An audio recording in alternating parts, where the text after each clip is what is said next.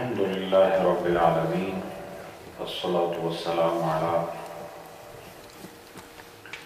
محمد وعلی آلہ واصحابہ واہل بیتہ اجمعین۔ درود پاک الصلاۃ علیک یا رسول اللہ وعلی آلہ واصحابہ یا رحمۃ للعالمین۔ گرامی قدر حاضرین،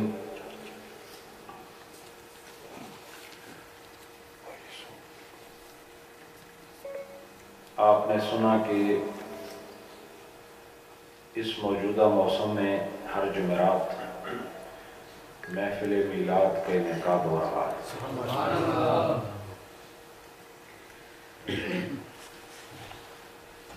خصوصیت کے ساتھ آج حاجی محمد خلیل صاحب اور محترم محمد مبشر صاحب اس دن کی سعادت ان کے حصے میں آئی۔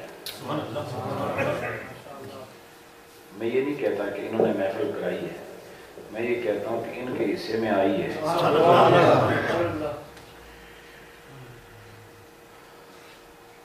یہ اندر جو فیصلے تیار ہوتے ہیں نا سینے کے اندر، یہ آپ کو پتہ نہیں ہوتا کہ کب دل میں فیصلے کی گھڑی آتی ہے۔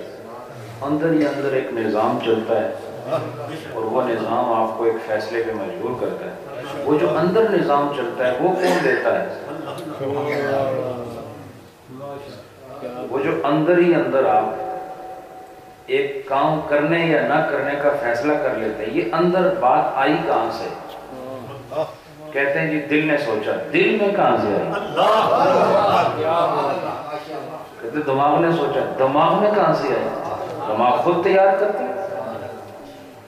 دل خود تیار کرتے ہیں؟ نہیں، یہ اندر جو بات آتی ہے اسی کو خدا کا فضل کہتے ہیں، اسی کو اللہ کی رہنمائی اور ہدایت کہتے ہیں۔ اور الحمدللہ کہ وہ اپنے کرم سے دل میں بات ڈالتا ہے، عقل والے اس کو سمجھ جاتے ہیں اور ہاتھ سے جانے نہیں دیتے، اللہ کی رحمت سمجھ کے کر گزر گئے، اور جو کر گزر گئے ان کے دو جہاں سنور گئے۔ نبی پاک صلی اللہ علیہ وآلہ وسلم کی جشن ولادت اور آپ کے اس جہاں میں آنے کا قصہ، اس کو بیان کرنا یوں سمجھو ایسا ہے جیسے قرآن و سنت کو بیان کرنا ہے۔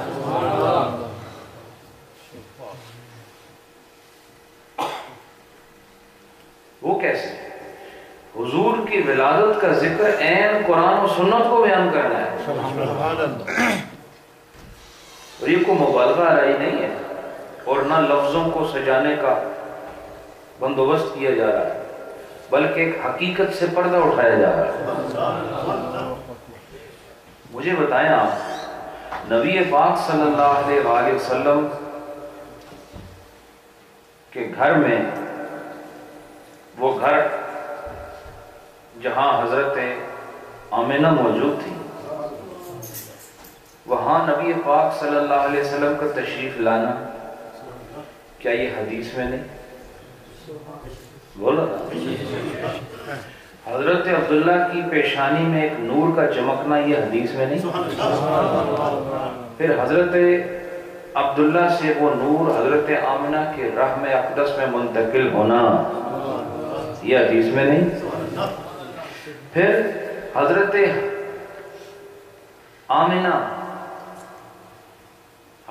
آمنہ رضی اللہ تعالی عنہ، ان کا یہ کہنا کہ مجھے پتہ ہی نہیں چلا اور حمل ہو گیا۔ پتہ کیوں نہیں چلا؟ کہ حمل کا بوجھ ہوتا ہے، کہا مجھے بوجھ ہی نہیں تھا تو پتہ کیسے چلتا؟ کیونکہ عورت کو میں پہلے بھی آپ کو بتایا تھا کہ عورت کو حاملہ کیوں کہتے ہیں؟ کیونکہ حمل کا معنی ہوتا ہے اٹھانا، اور اٹھانے والے جانوروں کو حمول کہتے ہیں، اور اسی سے لفظ تحمل آتا ہے، کہتے ہیں مجھے اس بات کا تحمل ہے، یعنی اس کا بوجھ برداشت کر سکتا ہوں۔ حمل کا معنی کیا ہے؟ اٹھانا۔ اور حامل کہتے ہیں اٹھانے والے کو، اٹھانے والے مرد کو حامل کہتے ہیں، اور اٹھانے والی عورت کو حاملہ کہتے ہیں، کیونکہ وہ اپنے بطن میں ایک بچہ اٹھائے پھرتی ہے، اس لیے اس کو حاملہ کہتے ہیں۔ اور بچے کا بوجھ ہوتا ہے، اور عورت کے لیے ایام یہ صبر آزما ہوتے ہیں، اور ایک کرب، درد اور مسلسل ایک اللہ کی آزمائش اور ابتلا ہوتی ہے کہ وہ بوجھ اٹھائے، جدھر وہ جاتی ہے وہ بوجھ اس کے ساتھ جاتا ہے، اسی لیے ماں کا حق بچہ ادا نہیں کر سکتا۔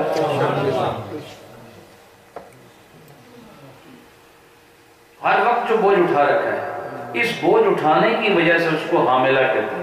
لیکن حضرت آمنہ نے پورے مدت حمل میں نبی پاک کو بحیثیت بوجھ کے محسوس کیا ہی نہیں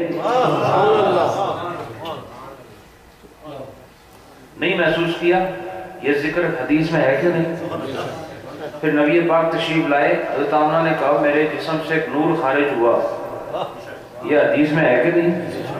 پھر نبی پاک زمین پر تشریف لائے، اور آپ کے دونوں ہاتھ زمین پر تھے، اور اس وقت بھی رب کا ذکر کر رہے تھے ولادت کے پہلے دن۔ یہ حدیث میں ہے کہ نہیں؟ بولو نا، حدیث میں ہے کہ نہیں؟ اور پھر نبی پاک صلی اللہ علیہ وآلہ وسلم کا ایام رضاعت میں حضرت حلیمہ کے گھر چلے جانا، حضرت حلیمہ کا تذکرہ ہونا، حضرت حلیمہ کی اونٹنی کا ذکر ہونا، حضرت حلیمہ کا سفر میں آنا کی کیفیت، پھر واپس جانے کی کیفیت، یہ ذکر حدیث میں ہے کہ نہیں؟ یہ سب اگر حدیث میں ان سب چیزوں کا ذکر ہے تو ذکر ولادت پھر عین حدیث کو ہی بیان کرنا ہے۔ اگر یہ حدیث میں ہے تو پھر حدیث کے اعتبار سے سوچو کہ نبی پاک صلی اللہ علیہ وسلم کے ولادت کا ذکر کرنا جب حدیث میں ہے، تو پھر جب بھی آپ کی ولادت کا ذکر ہوگا حدیث کے حوالے سے تو سمجھ لو کہ آپ نے حدیثوں کو بیان کیا۔ اور پھر نبی پاک صلی اللہ علیہ وآلہ وسلم آپ نے قرآن پاک آپ سب نے پڑھا ہوا ہے نا، نبی پاک کی آمد کی خبر نہیں، نبی پاک کی آمد کی خبر قرآن میں نہیں، حضرت عیسیٰ خبر نہیں دے رہے، وَمُبَشِّرًا بِرَسُولٍ يَأْتِي مِن بَعْدِ اسْمُهُ احمد۔ حضرت عیسیٰ علیہ السلام نبی پاک کی ولادت سے 500-600 سال پہلے اعلان کر رہے ہیں کہ میں تمہیں خوشخبری سنا رہا ہوں، ایک خوشخبری سنا رہا ہوں۔ کس بات کی خوشخبری؟ برسول، ایک رسول کی خوشخبری، یاتی من بعدی، جو میرے بعد آئے گا، اسمہ احمد، اور اس کا نام احمد ہوگا۔ تو کیا ولادت مصطفیٰ کا ذکر کرنا قرآن کا ذکر کرنا ہے کہ نہیں؟ تو ثابت ہوا کہ نبی پاک کی ولادت کا ذکر کرنا یہ قرآن و سنت کا ذکر کرنا۔ اب اگر اس کو ہم میلاد کے پروگرام کی شکل میں مرتب کر کے اہتمام کر کے اس کو شروع کریں تو کہنے والے اس کو بدعت کہہ دیتے ہیں۔ میں کہتا ہوں اگر ذکر ولادت کو بدعت سمجھتے ہو تو پھر وہ تمام روایتیں حدیثیں کی نکال دو، قرآن کی وہ آیت بھی بیچ میں سے نکال دو جس میں ولادت کا ذکر ہے، نبی کی آمد کا ذکر ہے۔ کہا وہ نہیں نکال سکتے۔ میں نے کہا جب تم وہ نہیں نکال سکتے ہم یہ نہیں بند کر سکتے، نہ تم وہ کر سکو نہ ہم یہ کر سکیں۔ تمہیں قرآن سے محبت ہے بظاہر، لیکن تمہیں محبت نہیں، کیوں کہ اس کی روح تمہارے اندر نہیں، اور قرآن سے اصل محبت ہمیں ہے، سنت سے اصل محبت بھی ہمیں ہے، روایات سے بھی اصل محبت ہمیں ہے۔ کیوں کہ اس روایت میں تم کہتے ہو ہاتھ اٹھا کے نماز پڑھو، ٹانگیں کھول کے نماز پڑھو، حوالہ دیتے ہو حدیث کا، پانچے تمہارے گھٹنوں تک اٹھے ہوتے ہیں، حوالہ دیتے ہو حدیث کا، سر پہ تمہارے ٹوپی نہیں ہوتی، بے ادبوں کی طرح خدا کی بارگاہ میں کھڑے ہوتے ہو، پتہ نہیں کہاں سے شریعت تیار کی تم نے۔ پوری مسجد حرام میں پوری مسجد کا چکر لگا لیتے ہو اور نماز بھی تمہاری نہیں ٹوٹتی، اور کہتے ہو بدعت۔ سب سے بڑی بدعت کا مرکز جیسے مسجد الحرام ہے کہ اس کے ہر دروازے پر کسی بادشاہ کا نام لکھا ہوا ہے، یہ کس سنت سے ثابت ہے؟ یہ خدا کا گھر ہے تو اس پہ خدا کا نام ہونا چاہیے، عبدالعزیز کا نام کیوں لکھا ہے بھائی؟ یہ گھر خدا کا ہے، کعبہ خدا کا ہے، سجدہ خدا کا ہے، اور یہ باب عبدالعزیز ہے، یہ باب فہد ہے۔ کیوں؟ یہ باب عبدالعزیز نہیں، یہ سب دروازے خدا کے ہیں نا، جتنے دروازے خدا کے ہیں۔ یہ کام کس نے کیا؟ یہ نہ نبی نے کیا، نہ صحابی نے کیا، نہ تابعی نے کیا، نہ تبع تابعی نے کیا۔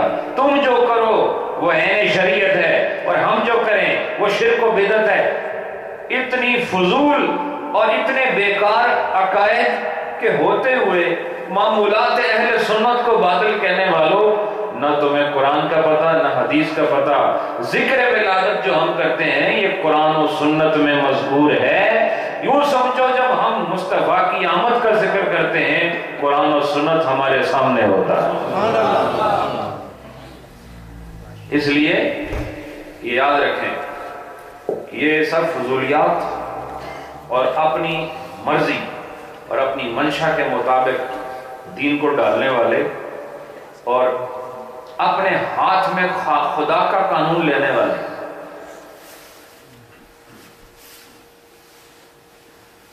وہ معصوم بچوں کو قتل کریں تو یہ شریعت ہے، وہ بے گناہ عورتوں کو بھی ساتھ مار دیں تو یہ بالکل جائز ہے۔ میں نے خود ان کا انٹرویو سنا، خود سنا میں نے، ایک خودکش بم دھماکہ کرنے والے، وہ کہتا ہے جب چھوٹا بچہ مرتا ہے تو یہ وہ بھی قصوروار ہے، جب عورت مرتی ہے ساتھ بے گناہ نہیں ہوتی، وہ بھی مرتی ہے، بالکل صحیح ہوتا ہے، ہم جس کو مارے بالکل حق مارتے ہیں، ہمیں کسی کی پرواہ نہیں ہے۔ نبی پاک سے زیادہ جہاد کا موقع کوئی تھا؟ جب اسلام کو متعارف کرانا تھا اس سے زیادہ مشکل موقع کوئی تھا؟ اس مشکل موقع میں نبی پاک نے فرمایا کسی بزرگ پر ہاتھ نہ اٹھایا جائے، کوئی درخت نہ کاٹا جائے، کسی بچے کو نہ مارا جائے، کسی عورت کو قتل نہ کیا جائے۔ تم نبی کے فرمان کی بات کرتے ہو، تمہیں تو پتہ ہی نہیں ہے شریعت مصطفیٰ کیا ہے اور فرمان محمدی کیا ہے۔ تو مجھے کہہ لینے دو، الحمدللہ ہم میلاد والے ہیں، یہ فساد والے ہیں، یہی ہماری پہچان ہے آج کے بعد، ٹھیک ہے؟ جہاں دیکھو کہ جسم کے ٹکڑے ہوا میں اچھل رہے ہیں سمجھو فسادی قوم ہے، اور جہاں بیٹھ کے لوگ یا اللہ اور یا رسول اللہ کے نغمے الاپ رہے ہیں سمجھو یہ محبت والوں کا اجتماع ہے، یہ پیار والوں کی مجلس ہے۔ میرے دوستو، یہ سارے بیانات جو آپ کے سامنے کیے جاتے ہیں حدیث میں مذکور ہیں۔ تو آج کے بعد اگر آپ سے کوئی کہے کہ میلاد کی ضرورت کیا ہے تو بولو میلاد نہیں کرتے، ہم تو حدیث پڑھتے ہیں، وہ لوگوں کو حدیث سناتے ہیں۔ بولو حدیث آپ بھی سنو آگے، کیا حدیث؟ وہی جو میں نے ابھی بتائی۔ بولو قرآن کی تھوڑی تلاوت ہوگی وہ سن لو، میلاد پر جانے کی ضرورت نہیں۔ اور وہ کیا ہے؟ وہ یہی ہے وَمُبَشِّرًا بِرَسُولٍ يَأْتِي مِن بَعْدِ اسْمُهُ أَحْمَدُ۔ جب یہ قرآن کی آیت پڑھو گے تو انکار کرے گا؟ قرآن کی یہ آیت پڑھو گے تو کہہ سکتا ہے کہ یہ نہیں ہے؟ تو کیا اس میں ذکر ہے؟ یاتی کا مطلب ہے آئیں گے، آ رہے ہیں، تو آنے میں آمد کا ذکر ہے نا، تو آمد مصطفیٰ کا ذکر قرآن سے ثابت ہے، حضور کے آنے کا ذکر قرآن سے ثابت ہے۔ تو اگر اس کی ضرورت نہ ہوتی تو حضرت عیسیٰ علیہ السلام یہ کہتے ہی نہیں۔ اللہ کو ان کی بات پسند آئی، اور پسند اس لیے آئی کہ یہ حکم خدا کی طرف سے تھا کہ تم اپنے تمام وہ لوگ جو تمہیں اپنا نبی مانتے ہیں، مجھے رب مانتے ہیں، ان کو بتا دو کہ صرف مجھ تک بات ٹھہرنے والی نہیں بلکہ میرے بعد بھی آنے والا ہے، اس کی تصدیق بہت ضروری ہے۔ تو آنے کی خبر ہے نا، آنے کی خبر ہے۔ اور پھر نبی پاک صلی اللہ علیہ وآلہ وسلم نے خود فرمایا کہ میں ابراہیم کی دعا ہوں، میں اپنے باپ یا اپنے جد ابراہیم کی دعا ہوں، کما قال النبی صلی اللہ علیہ وسلم۔ اس کا مطلب کیا ہے کہ حضور نے فرمایا کہ میں ان کی دعا سے دنیا میں آیا ہوں۔ انہوں نے دعا کی تھی نا، حضرت ابراہیم علیہ السلام دعا کی تھی، ربنا وابعث فیہم رسولا، فرمایا کہ نہیں؟ اور حضرت آمنہ کے بیٹے ہونے کا اعلان نبی پاک نے فرمایا۔ تو آمد مصطفیٰ کا ذکر کرنا، یہ نہ کہا کرو محفل میلاد، ان سے کہا کرو قرآن و حدیث سننے جا رہے ہیں۔ یہ تم حدیث کی کتابوں سے یہ روایتیں نکال نہیں سکتے نا، اور نہ قرآن کی وہ آیتیں نکال سکتے ہو۔ تو بس یوں سمجھ لو، جس طرح تم قرآن سے قرآن کی آیتیں نہیں نکال سکتے، حدیث کی کتابوں سے حدیث نہیں نکال سکتے، ایسی سنیوں سے تم میلاد نہیں نکال سکتے۔ سمجھ آئے کہ نہیں؟ بہرحال یہ گفتگو میں نے اس لیے کی تاکہ آپ لوگ اس حقیقت کو سمجھیں کہ اس وقت دین کو اپنی مرضی کے مطابق ڈالنے کی ایک ناکام کوشش کی جا رہی ہے، اور اللہ کا عذاب کوئی وقت آئے گا جب سر چڑھ کے بولے گا اور تمام فتنوں کو ساتھ لے جائے گا، اور کامیاب وہی ہوں گے جن کے دل، دماغ، روح اور جسم میں ادب مصطفیٰ اور محبت رسول موجود۔ 12 مسائل کی جانب بڑھتے ہیں۔ کیا چیپٹر چل رہا ہے؟ جی ماشاءاللہ، بہت اچھا۔ سہو الامام،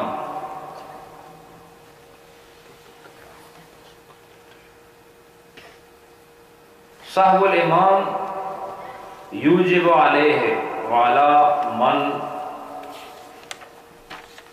خلفہ السجود۔ کہتے ہیں کہ امام کو اگر سہو ہو جائے، امام سے اگر، سہو کا مطلب کیا ہے، اس سے کوئی غلطی ہو جائے تو اس غلطی کی وجہ سے امام پر بھی سجدہ سہو لازم ہو جائے گا، اور جو اس کے پیچھے کھڑا ہے اس پر بھی واجب ہو جائے گا۔ یعنی امام کے سہو سے امام اور مقتدی دونوں پر سجدہ سہو واجب ہو جائے گا۔ کیا ہو جائے گا؟ واجب ہو جائے گا۔ اسی لیے جب امام سے کوئی ایسی خطا ہو جاتی ہے تو سجدہ سہو کرتا ہے، اور پیچھے جتنے نمازی ہیں وہ سارے بھی سجدہ سہو کرتے ہیں۔ وَلَا يَشْتَرِطُ أَن يَكُونَ مُقْتَدِيًا بِهِ وَقْتَ السَّهْوِ۔ کہتے ہیں اور یہ شرط نہیں ہے کہ جس وقت امام سے سہو ہو رہا تھا اور وہ غلطی ہو رہی تھی، جس وقت اس وقت وہ مقتدی رہا ہو، یہ شرط نہیں ہے۔ مثلا امام سے غلطی ہوئی آدھے منٹ پہلے اور تم آئے ہو آدھے منٹ کے بعد جماعت میں، تو اب تم تو نہیں تھے نا اس غلطی میں، سمجھے ہو کہ نہیں؟ وہ تھوڑی فضیلت بیان کر رہے ہیں۔ مثلا امام کو غلطی ہوئی 1 منٹ پہلے، تسی جماعت ہی داخل ہوئے 1 منٹ تو بعد، جس ویلے امام کو وہ غلطی ہوئی جس نال سجدہ سہو واجب ہوندا ہے، تسی اس ویلے جماعت وچ نہیں سو، تسی تے غلطی وچ نہیں سونا۔ تے وہ یہی کہہ رہے ہیں، یہ شرط نہیں ہے کہ جس ویلے امام کو سہو ہوئے تو تسی وہ دے پیچھے ہی کھلوتے ہو، جس ویلے بھی آئے امام نے سجدہ سہو کیتا تے تانوں بھی کرنا پڑے گا۔ یہ پنجابی سمجھ لگی جی؟ اچھا، یہ کہتے ہیں وَلَا يَشْتَرِطُ أَن يَكُونَ مُقْتَدِيًا بِهِ وقت السَّهْوِ۔ سہو کے وقت امام کا مقتدی، امام کے لیے اس آدمی کا مقتدی ہونا شرط نہیں کہ یہ اس وقت آیا کہ جب سہو پہلے ہو چکا تھا تو اب اس کو سجدہ سہو نہیں کرنا، نہیں، وقت سہو اس کا امام کے ساتھ ہونا یا نہ ہونا اس کی کوئی حیثیت نہیں، بلکہ جب وہ جماعت میں آ گیا تو امام نے سجدہ سہو کیا تو چاہے یہ غلطی سے پہلے جماعت میں آیا یا غلطی کے بعد آیا، اس کو سجدہ سہو بولو نا کرنا پڑے گا۔ حتی لو ادرک الامام بعد ما سہا، یہاں تک کہ اس نے امام کو پایا، یعنی جماعت میں داخل ہوا امام کے سہو کے بعد داخل ہوا۔ کب داخل ہوا؟ یلزمہ ان یسجد مع الامام تبعا لہ، تو امام کے تابع ہونے کی وجہ سے وہ پھر بھی امام کے ساتھ سجدہ سہو کرے گا۔ کس وجہ سے کرے گا؟ اس کے تابع ہونے کی وجہ سے۔ تو یاد رکھو مقتدی جماعت میں امام کے تابع ہوتا ہے اور امام متبوع ہوتا ہے۔ کیا ہوتا ہے؟ جس کی اتباع کی جاتی ہے اس کو متبوع کہتے ہیں، ٹھیک ہے، اور جو اتباع کرتا ہے اس کو کیا کہتے ہیں؟ تابع۔ تو فرمایا وَلَوْ دَخَلَ مَعَهُ بَعْدَ مَا سَجَدَ سَجْدَةَ السَّهْوِ۔ اچھا اگر ایک آدمی نماز میں داخل ہوا اور امام نے ایک سجدہ سہو کر لیا، مثلا یہ چوتھی رکعت ہی ہوگی نا یا دوسری ہوگی؟ اگر فجر کی ہے تو کون سی ہوگی؟ دوسری۔ اور اگر مغرب کی ہے تو اچھا میں سوچا چوتھی آپ ہوگی، اچھا، اور عشاء کی ہو تو چوتھی۔ تو یہ چوتھی رکعت میں سجدہ سہو ہوگا کھڑے ہو کر، ہاں جی، اچھا پر اجے آدھے سوچے تو پتہ ہی کوئی نہیں سجدہ سہو کتنے ہوتا ہے۔ سجدہ سہو کب ہوتا ہے؟ بیٹھ کر، ہاں جی، آخری رکعت میں، آخری رکعت میں کڑے ویلے پڑھ کر، ٹھیک ہے۔ اچھا یہ کہہ رہے ہیں کہ اب جب سجدہ سہو میں کتنے سجدے ہوتے ہیں؟ دو ہوتے ہیں۔ امام نے ایک سجدہ کر لیا، سلام پھیرا اور سجدہ کر، ادھر یہ آدمی آگے جماعت میں داخل ہوا، تو جب یہ داخل ہوا تو ایک سجدہ امام کر چکا ہے، تو ایک اس کا کھنج گیا نا، ایک رہ گیا، تو یہ کہتے ہیں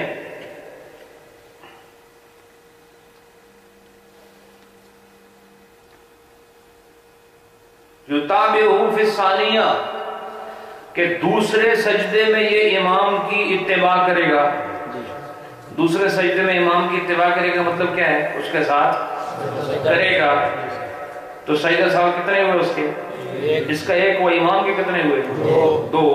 تو فرمایا وَلَا يَقْتَدِي الْأَوَّلُ، اور پھر یہ جو ایک سجدہ جو اس سے رہ گیا اس کو کرنے کی ضرورت نہیں، اسے کرنے کی ضرورت نہیں۔ اس سے ایک مسئلہ یہ بھی ثابت ہوا کہ بعض لوگ ہمارے جو جماعت میں آتے ہیں نا، امام سجدے میں ہو تو کہتے ہیں ذرا انہوں کھلون دیو پھر شامل ہو وہاں، ایسے ساڑھے نازک نمازی ہیں، اندر ذرا کہ لوڑے زیادہ دیر تھلے رہن دی، ویسے بھی یہ میری کاؤنٹ سے نہیں ہونی، یہ بیوقوفی ہے، کاؤنٹ ہوگی۔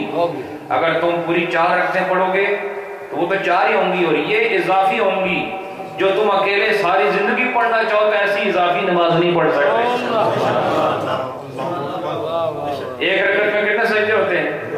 2 ہوتے ہیں، اور اس وجہ سے ہو سکتا ہے تمہارے سجدے بڑھ جائیں، آخر میں جب تعداد کرو گے 4 رکعت میں 8 سجدے ہوتے ہیں، 4 رکعت میں، لیکن تم رکوع کے بعد جماعت میں آئے، وہ جماعت ملی؟ بولو نا، وہ جماعت ملی نہیں، وہ رکعت نہیں ملی آپ کو، وہ رکعت نہیں ملی۔ تو جب امام نماز ختم کرے گا تو 1 رکعت دوبارہ پوری کرو گے، اس میں کتنے سجدے ہوں گے؟ تو 2 تم نے امام کے ساتھ کیے، 4 رکعتیں یہ پڑھی تو 4 کی 8 سجدے ہوئے، 2 ایکسٹرا کیے، یہ 2 تم ساری زندگی لگے رہو، 4 رکعت میں 10 سجدے تمہیں کرنا جائز نہیں، لیکن جماعت کی برکت سے رکعتیں تم نے 4 پڑھی ہیں، ثواب تمہیں 10 سجدوں کا تھا۔ اس واسطے یہ انتظار نہ کریا کرو کہ سر چکے تو میں کھلواں، تو بڑا فائدہ ہے، ٹھیک ہے؟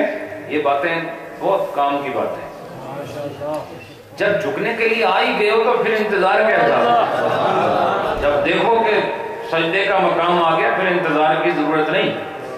فرمایا وَإِن دَخَلَ مَعَهُ بَعْدَ مَا سَجَدَهُمَا لَا يَقْضِيهُمَا، اور اگر یہ آیا اور امام نے سجدہ سہو دونوں کر لیے تھے اور پھر داخل ہوا تو فرمایا پھر یہ دونوں سجدہ صاحب نہیں کرے گا.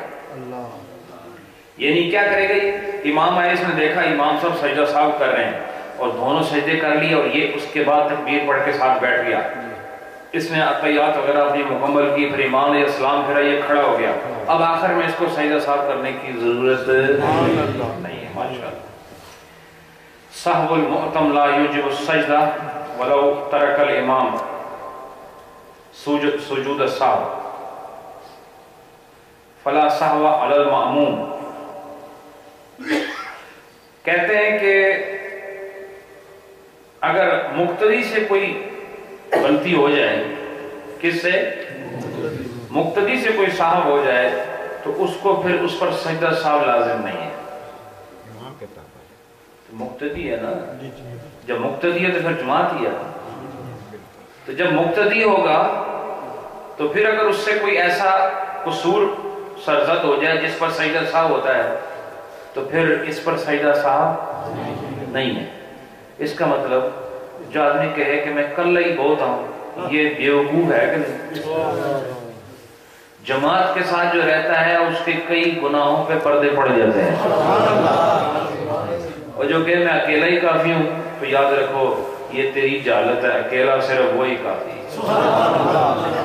اور کوئی نہیں. اور جو اکیلا ہونے کی خواہش کرے گا تباہ ہو جائے گا. اکیلا صرف کون ہے؟ قل هو اللہ احد. اور اس کا اکیلا ہونا اس کی شان کے مطابق ہے. باقی تم، اور اسی لیے حکم بھی علیکم بالجماع، تمہارا جماعت کے ساتھ رہنا، اکٹھے رہنا یہ ضروری ہے. اور جس نے جماعت کو چھوڑا، جو جماعت سے الگ ہوا، من شذ فی النار، اور جو جماعت سے الگ ہو گیا اس کو آگ کے اندر ڈالا جائے گا.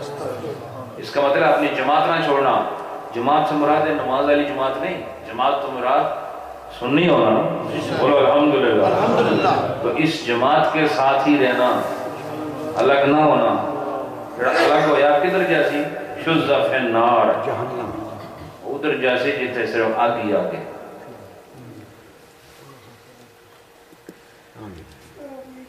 تو پھر فرمایا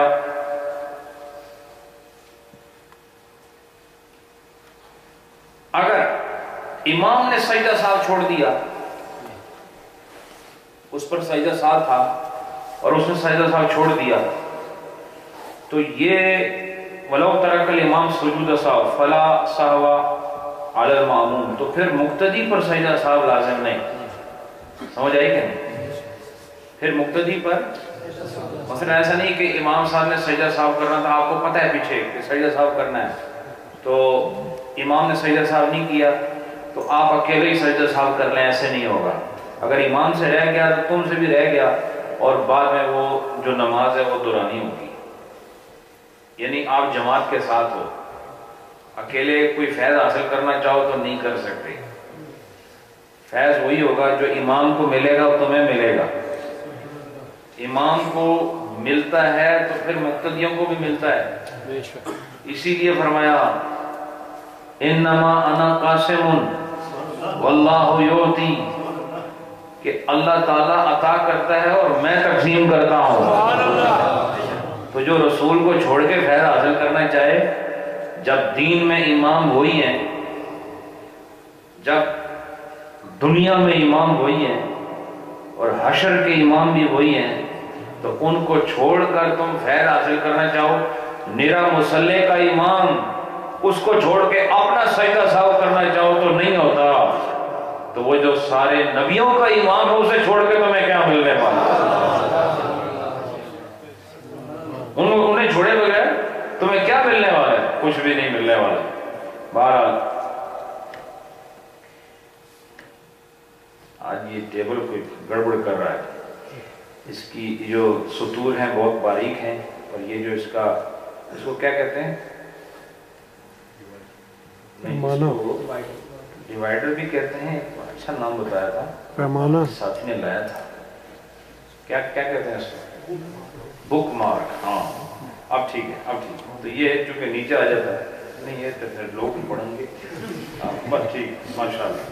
اچھا پڑھیں ضرور شریف. اللہ سیدنا مولانا محمد وعلى آل سیدنا مولانا محمد والمسبوق يتابع الامام في سجود السهو ثم يقوم الى قضاء ما سبق به ولا يعيد في آخر صلاته. یہ کہتے ہیں مسبوق. اب مسبوق کون ہوتا ہے؟ میں آپ کو کوئی یہ سبق آپ کو بار بار پڑھا چکا ہوں کہ مسبوق کیا ہوتا ہے. مسبوق وہ ہوتا ہے جو بعد میں شامل ہو نماز میں، شروع میں امام کے ساتھ نہ ہو، اس کی کوئی رکعت رہ گئی ہو، وہ مسبوق ہے. اور جس کی چاروں امام کے ساتھ مل جائیں یہ مسبوق نہیں ہے.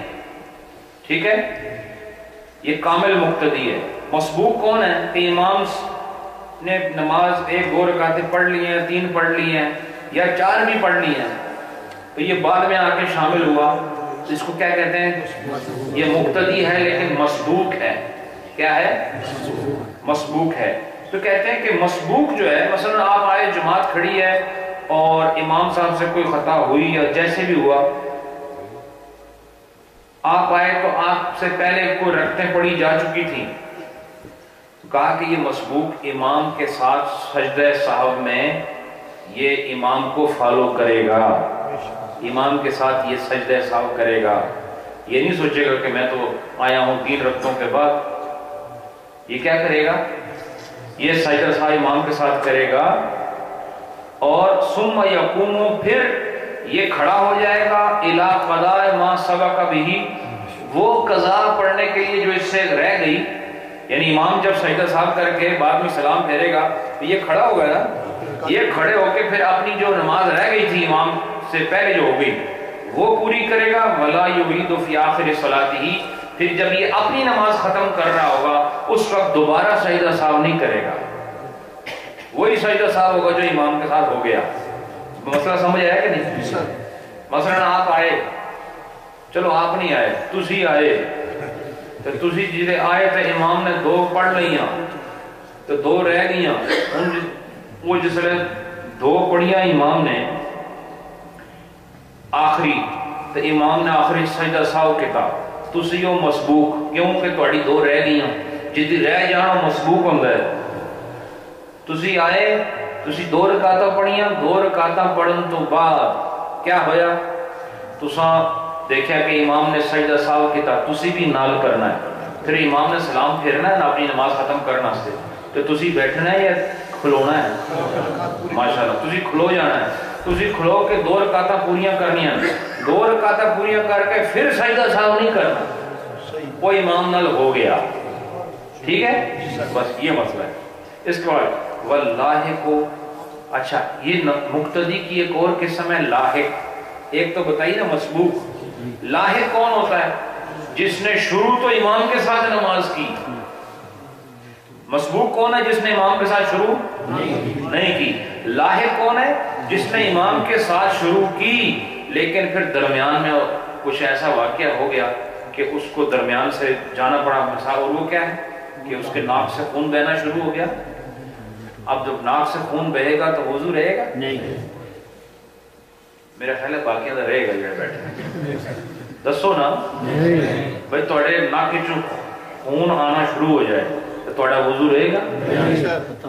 ایک برٹش پاسپورٹ واسطے کوئی الگ قانون نہیں ہے، سارے واسطے ایک شریعت ہے.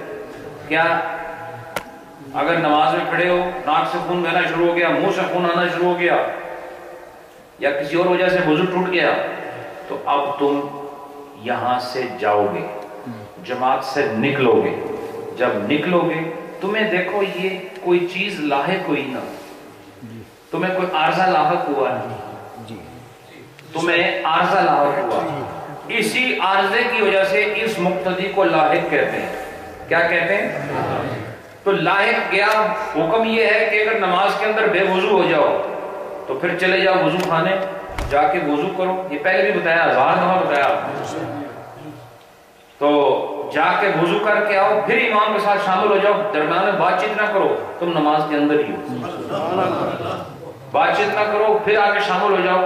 اب جو شامل ہوئے تو اس میں 1 رکعت نکل چکی تھی، یعنی جب واپس آئے 1 رکعت نکل چکی تھی. تو یہ لاحق کا بتا رہے ہیں کہ لاحق ایسا نمازی ہے. اب آپ سمجھ کے لاحق کون ہوتا ہے کہ آپ گئے وضو کرنے کے لیے, واپس آئے تو امام صاحب نے ایک رکعت پڑھ لی ہے, تو اب کیا ہوا, اذا سجد للسہو مع الامام لا یعتد بہ, تو اگر یہ لاحق آیا آنے کے بعد اس کی ایک رکعت رہ گئی نا, وہ یہ کب مکمل کرے گا؟ یہ بھی آخر میں مکمل کرے گا. تو کیا ہوگا کہ اب اس نے بھی امام کے ساتھ سجدہ سہو کیا, اس نے کیا کیا, امام کے ساتھ سجدہ سہو کیا, لیکن یہ فقہ بتاتی ہے کہ اس کا وہ سجدہ سہو کاؤنٹ نہیں ہوگا, اس کو اپنے نماز کے اختتام پہ پھر سجدہ سہو کرنا ہوگا. یعنی مسبوق نمازی کا مسئلہ الگ ہے اور لاحق نمازی کا مسئلہ الگ ہے. مسبوق نے جب امام کے ساتھ سجدہ سہو کر لیا تو پھر اس کو سجدہ سہو دہرانے کی ضرورت نہیں ہے, لیکن لاحق نمازی جو امام کے ساتھ شامل ہوا وہ واپس آیا, امام کے ساتھ سجدہ سہو کیا, تو کہا کہ یہ اس کا سجدہ سہو شمار نہیں ہوگا. وَيَسْجُدُ فِي آخِرِ صَلَاتِهِ, اور یہ اپنی نماز کے آخر میں پھر سجدہ سہو کرے گا, نماز کے آخر میں پھر سجدہ سہو کرے گا. اور پھر فرمایا وَيَنبَغِي لِلْمَسْبُوقِ أَن يَمْكُثَ سَاعَةً بَعْدَ سَلَامِ الْإِمَامِ, اور کہتے ہیں مسبوق وہ ہوتا ہے نا جس کی کوئی پہلی 2 رکعتیں رہ جائیں, 3 رکعتیں رہ جائیں, تو یہ کیا کرتا ہے, نماز کب اپنی شروع کرتا ہے, اپنی باقی نماز جو رہ گئی ہے وہ کب مکمل کرتا ہے, جب امام سلام, کون سا, پہلا کہ دوسرا, دونوں, کون سے. تو یہ کہتے ہیں کہ مسبوق کے لیے یہ بات مناسب ہے کہ وہ امام کے سلام کے بعد فوراً نہ کھڑا ہو, تھوڑی دیر انتظار کرے. ہمارے یہاں تو ایک پاس ہی امام سلام پھیرتا ہے تو جتنی رکعتیں رہیں گے وہ پہلے ہی کھڑو کے امام کی دعا تو پہلے ساری نماز مکمل کر لیتا ہے. یہ نہیں طریقہ. یہ کہتے ہیں مناسب کیا ہے کہ جس کی رکعت رہ گئی ہے امام دونوں طرف سلام پھیر لیتی ہے, تھوڑی دیر رکے, وہی اتحیات میں بیٹھا رہے. کیوں رکے؟ لجواز یکون علی الامام صاحب, کہ ہو سکتا ہے کہ جو امام سلام پھیر رہا ہے ہو سکتا ہے کہ وہ سلام پھیرنے کے بعد سجدہ سہو کرے امام, اور تم کھڑے ہو جاؤ. بات سمجھ آئی کہ؟ تو پھر سوال پیدا ہوتا ہے کہ اگر سلام کے بعد انتظار کریں تو وہ سلام تو ایک ہی ہوتا ہے, یہ دو سلام ہے, امام اس کے بعد کھڑا ہونا ہوتا ہے. ہو سکتا ہے امام بھی بھولا ہوا ہو, دوسرے سلام پر یاد آئے کہ مجھے سجدہ سہو کرنا ہے. اس لیے ضروری کیا ہے کہ جب آپ اپنی باقی نماز پوری کرنے کے لیے کھڑے ہوں تو امام کے سلام پھیرنے کے فوراً بعد نہ کھڑے ہوں, بس 2-3 سیکنڈ انتظار کر لو. اس سے کیا ہوگا کہ آپ کو یقین ہو جائے گا کہ اب جو امام نے سلام پھیرا ہے یہ سلام نماز سے نکلنے کا سلام ہے, یہ سجدہ سہو کا سلام نہیں ہے. وَلَوْ لَمْ يُتَابِعِ الْإِمَامَ فِي سُجُودِ السَّهْوِ وَلَوْ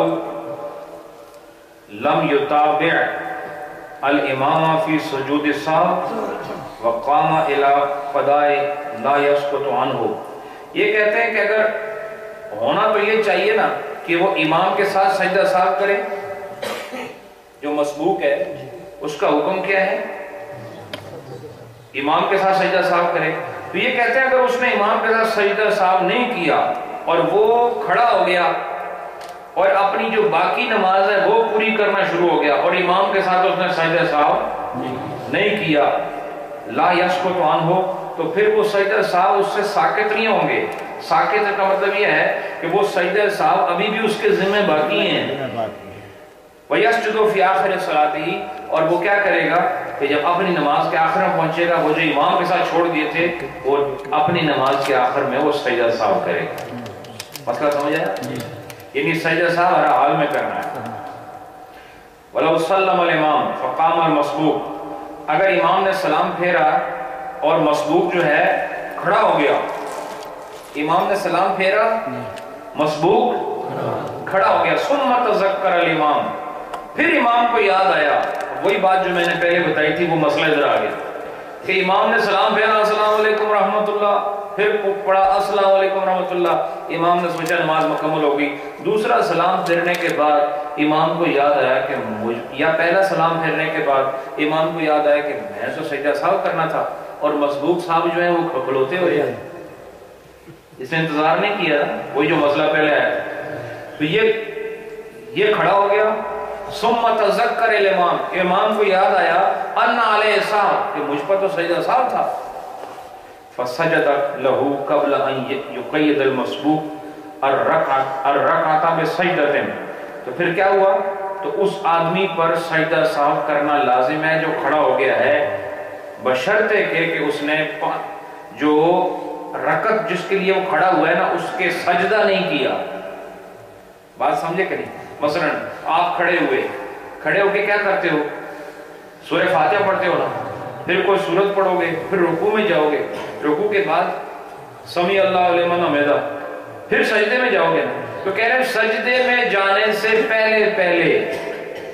سجدے میں جانے سے پہلے یہ واپس آئے اور سجدہ سہو کرے۔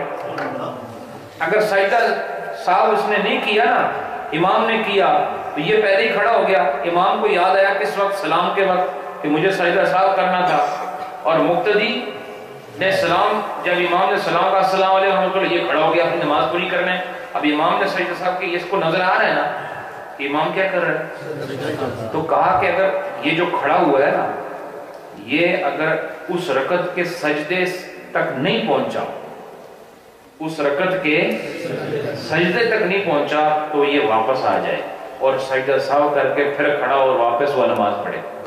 لیکن اگر اس نے سجدہ بھی کر لیا، کیا کر لیا؟ یہ آگے مسئلہ ہے، یہ کہتے ہیں پھر ثم اذا اسلم الامام قام الى القضاء ولا يعتقد بما فعل من القيام والقراءة والركوع ولو لم يعد الى متابعة الامام ومضى على قضائه فانه تجوز الصلاة ويسجد السهو بعد فراغه استحسانا۔ اگر پانچویں رکعت کا بھی اس نے سجدہ کر لیا، پانچویں رکعت یا جون سی بھی رکعت وہ پڑھ رہا ہے، جب کھڑے ہو کے کوئی بھی رکعت پڑھ رہا ہے اس کا اس نے سجدہ بھی کر لیا، تو پھر کیا کرے گا؟ پھر یہ واپس نہیں آئے گا۔ واپس کب تک آنا ہے؟ جب تک سجدہ نہ کیا ہو۔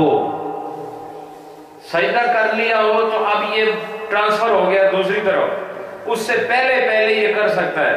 اگر سجدہ نہیں کیا تو پھر آئے اور امام کے ساتھ سجدہ ساتھ کرے، اور پھر اس کے بعد جو کچھ اس نے پہلے رکوع وغیرہ قیام جو سورہ فاتحہ وغیرہ پڑھی تھی وہ بھی دوبارہ پڑھے گا اور اپنی نماز مکمل کرے گا۔ لیکن اگر اگر جس رکعت میں کھڑا ہوا تھا اس کا سجدہ بھی کر لیا تو پھر یہ واپس نہ آئے، اپنی نماز مکمل کرے اور آخر میں پھر بھی سجدہ کرے، کیونکہ امام نے جو کیا ہے۔ یہ مسئلہ آپ کو سمجھ آیا؟ اچھا، اور یہ کہتے ہیں اگر اس نے پانچویں رکعت کا سجدہ بھی، یا پانچویں رکعت یا دوسری رکعت یا جون سی رکعت اس سے رہ گئی تھی، یہ پانچویں میرے منہ میں بار بار آ رہا ہے، جو بھی رکعت پڑھنے کے لیے یہ کھڑا ہوا، امام نے کیا سجدہ سہو، یہ قیام میں ہے، آ سکتا ہے؟ بولو نا، یہ رکوع میں ہے، واپس آ سکتا ہے؟ یہ سمیع اللہ لمن حمدہ میں، یہ واپس اچھا سجدہ کر لی، اب آ سکتا ہے؟ نہیں، اب نہیں آ سکتا، اب یہ اپنی نماز پڑھے گا اور آخر میں۔ لیکن یہ کہتے ہیں اگر سجدہ کرنے کے بعد یہ واپس آ گیا، پھر یہ بھی مسئلہ تو بتانا ہے نا آپ کو کہ وہ جس رکعت میں کھڑا ہوا تھا نا امام کے بعد اپنی نماز پوری کرنے کے لیے، تو حکم یہ ہے کہ اس کے سجدے سے پہلے یہ واپس آئے، سجدہ صاحب کرے، لیکن وہ سجدے سے پہلے نہیں آیا بلکہ سجدہ کر لیا، سجدہ کرنے کے بعد یہ واپس آ گیا، واپس آ کے پھر سجدہ صاحب کیا، تو اگر اس نے ایسا کیا تو فسدت صلاۃ، اس کی وہ نماز فاسد ہو گئی۔ اس لیے یاد رکھو، یہ مسئلہ کیوں ضروری ہے جاننا کہ سجدہ ہونے پر رکعت مکمل ہوتی ہے، تو سجدہ صاحب کرنے کے لیے اگر آپ نے سجدے کے بعد رجوع کیا تو وہ آپ کی ساری نماز فاسد ہو جائے، جو امام کے پیچھے پڑھی تھی وہ بھی گئی، جو اپنی پڑھ رہے تھے وہ بھی، کہ اب نئے سرے سے نماز پڑھنی پڑے گی۔ تو واپس کب تک آنا ہے؟ جب تک آپ نے سجدہ نہ کیا ہو، اور سجدہ کر لیا ہو تو پھر کیا کرنا ہے؟ پھر اپنی پوری نماز مکمل کرو اور آخر میں سجدہ ساو کرو. ماشاءاللہ. اس کے بعد دوستو میں مسائل تو بہت ہیں، لیکن میں یہ چاہتا ہوں کہ آپ کو تھوڑا سا ریسٹ دیا جائے. اور ریسٹ کا طریقہ یہ ہے کہ 1 ہفتے کا ریسٹ، ٹھیک ہے؟ اور آپ لوگ، مجھے لگتا ہے کہ آج کے مسائل آپ کے کانوں میں تو جا رہے ہیں پر دماغ میں نہیں جا رہے ہیں. حالانکہ یہ اہم مسائل، عام مسائل نہیں. امام کے ساتھ نماز پڑھنا، یہ صرف اللہ اکبر کہہ کے امام پہ جو کھڑے ہو جانا، یہ نہیں ہوتا. طریقہ یہ ہوتا ہے پتہ ہونا چاہیے مسائل. سجدہ صاحب کتنا ہے، آج کچھ پہلے اتنے ہفتے ہو گئے ہم اسے ایک موضوع پر بات کر رہے ہیں، تو اس سے پتہ چلا کہ دین میں بہت معلومات ہیں اور شریعت کو جاننا ہم پر لازم ہے. اور انشاءاللہ ابھی اسی حوالے سے اگلی نشست میں مزید جو مسائل ہیں وہ مذکور ہوں گے امام اور مقتدی کے مابین سجدہ سہو کے متعلق. تو اللہ تعالیٰ آپ سب کو خوش رکھے اور ان مسائل کو اللہ سمجھنے کی توفیق عطا فرمائے.